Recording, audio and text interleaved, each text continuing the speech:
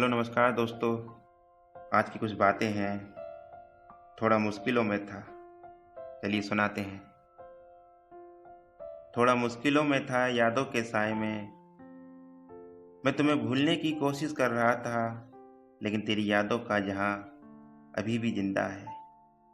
तुम्हें भूलना मुश्किल है, ये दिल की बात है। तुम्हें भूल नहीं सकते तेरी यादों के सिवा। तुम्हारी मुस्कान, तुम्हारी आवाज आज भी जिंदा है मेरे दिलों में। तुम्हें भूलना मुश्किल है, ये दिल की बात है। मैं तुम्हें भूल तो नहीं सकता, ये प्यार की बात है। कुछ पल थे जो हमारे, बस उन्हें याद कर लेता हूँ। ये थी दोस्तों कुछ बातें उसके लिए। आज भी उसकी यादें मेरे दिलों में जिंदा है। आज भी मैं उसका इंतजार कर रहा हूँ।